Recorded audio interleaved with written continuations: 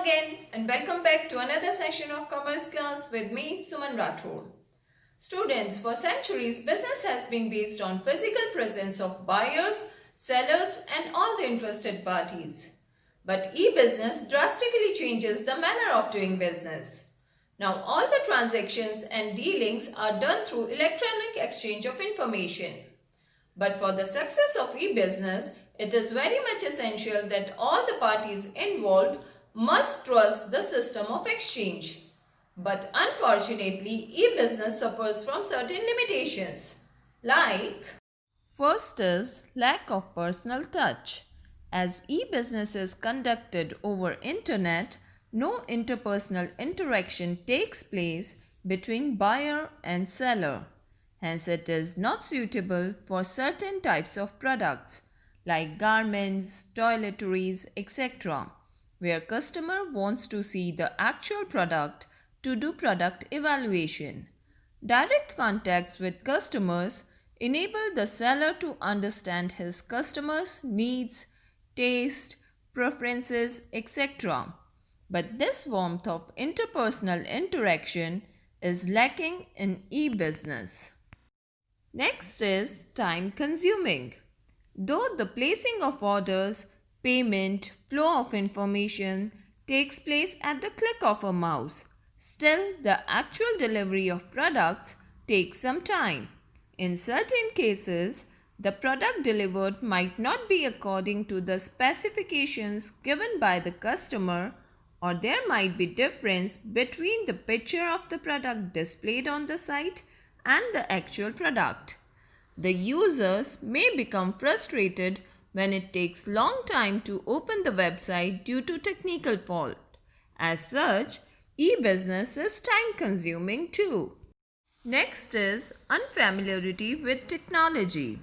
This is one of the biggest limitation of e-business. Only those individuals can use e-business who are well familiar with computers or technology. As such, dependence on technology is a kind of hurdle in the growth of e-business. Next is high risk. In e-business, it is difficult to ascertain the identity of parties or even the location from where the parties are operating. There are hazards of impersonation and leakage of confidential information. Online business also suffers from the problem of hacking and virus. Next is human resistance. Human beings have a tendency to resist change as they always want to stick to old patterns and ways of life. E-business might not be appreciated by people who find it difficult to adapt themselves to new technologies. Or we can say that people oppose new technology and new ways of doing things due to sense of insecurity and stress. Next is fraudulent trading.